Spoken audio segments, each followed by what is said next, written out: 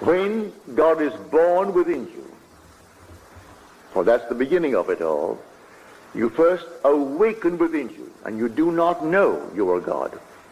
You only know that you have awakened from the most profound sleep ever, and it seemed like eternity. You did not awake on the bed where you fell asleep the night before.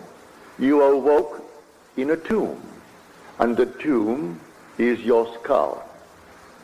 And you awake within your skull, and you are all alone. There's no one present.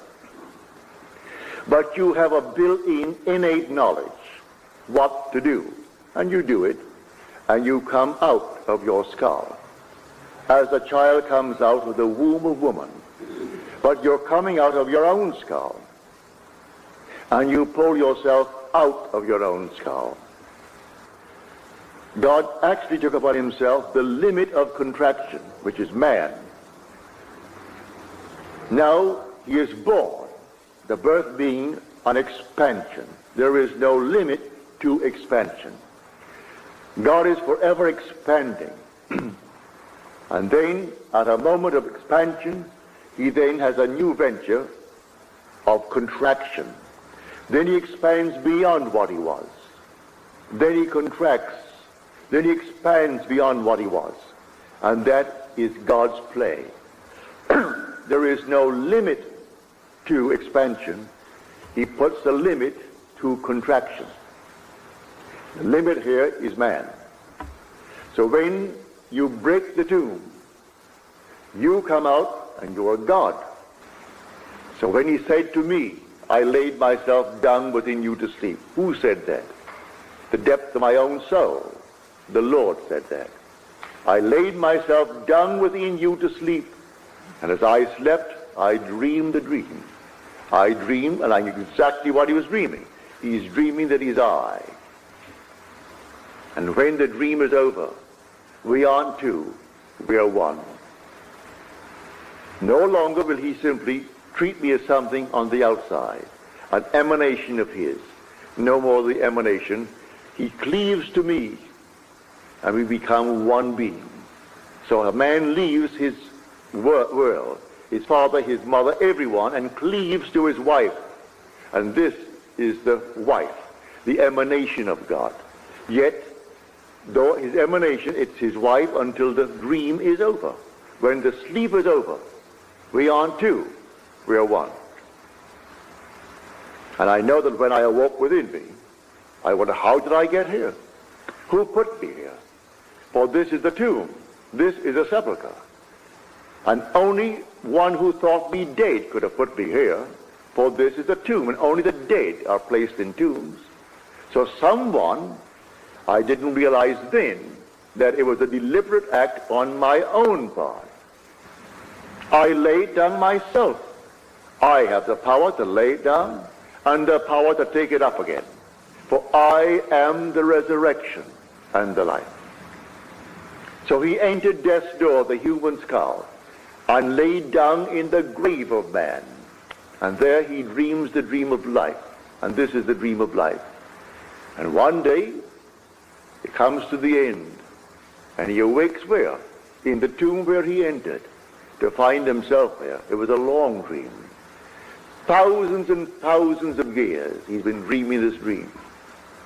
You didn't begin in your mother's womb 70 years ago, or whatever year you may be. That's only a garment woven for you. You are eternal. You have no beginning and you have no end. Never was there a time when you were not.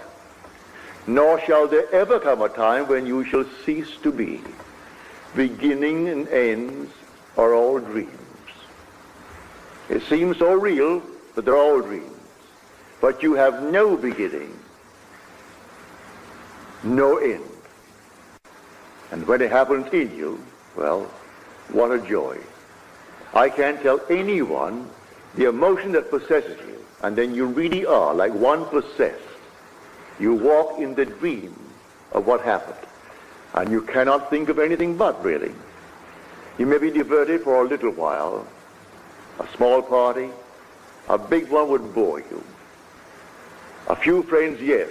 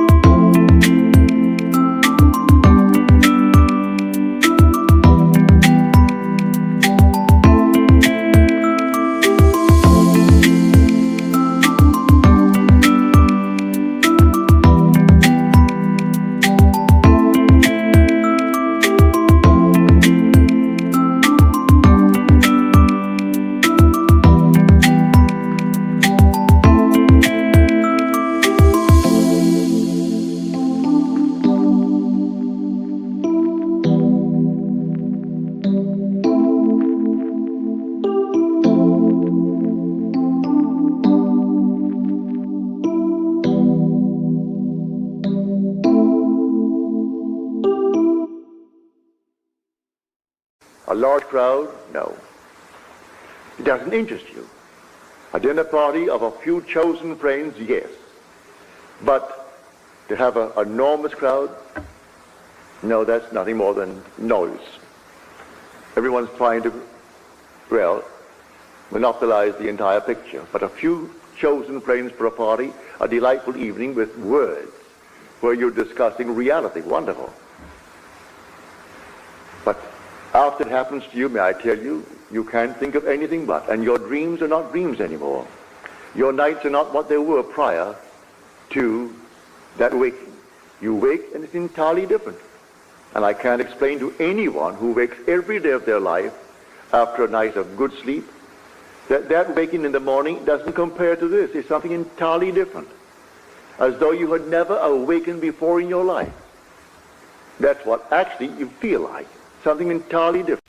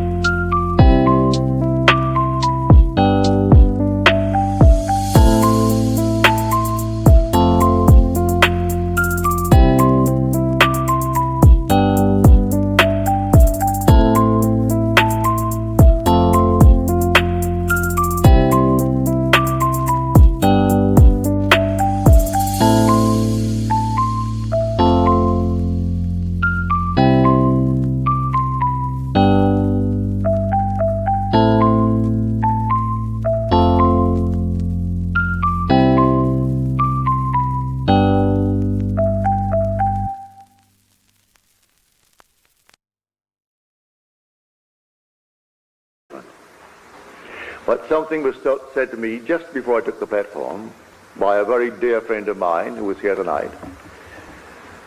Although he will admit to me and to everyone in the world he is 101% American, but he cannot deny the fact that he has 101% of the Irish background in him too. So he gave me the definition of an Irishman. An Irishman is one who does not know what he wants. And there'll be no peace on earth until he finds it. Not exactly his words, he told it much better than that, but that's the essence of it. He does not know what he wants, and there'll be no peace on earth until he finds it. Well, that's the whole vast world. Ask you, what do you want? He doesn't really know what he wants, because what everyone wants is to find the Father. And you can't find the Father without the Son. Basically, we're trying to find the cause of the phenomena of life. What makes things happen in my world? He told me, years ago, long before he met me, he had these sort of daydreams of, talking to a crowd, maybe going on radio, maybe on TV. Here, out of the blue, someone came into his restaurant in Ojai and offered him a series of lectures here in New Mexico, possibly to send him into Arizona. She can arrange other things for him. And the whole thing is done. But he remembered these daydreams. Most of us don't remember. And when we are confronted with our own harvest, we deny it's our harvest. So I tell you, there is no such thing as an accident in this world. No. There is no such thing as a natural cause. Every natural effect has a spiritual cause. That is an imaginal cause, and not a natural. A natural only seems. It is a delusion of our fading memories. We can't remember when we set it in motion. He remembers that long before he met me in San Francisco, that this happened back east, this daydream of his. And now, suddenly, out of the nowhere, a seeming stranger comes into his world, listening to him in his restaurant, carried away with what he had to say, the way he said it, is moved to arrange this thing for him. He doesn't have to lift a finger to do it. It all will be done for him. So I say, dream noble dreams. Wonderful dreams. If they don't come to pass tonight, tomorrow, or next week, you keep on dreaming them. But try to put yourself into the dream as though it's taking place. And try to live in it. Be possessed by the dream. And see the whole thing unfold within you in this world of Caesar. Always bearing in mind the real dream.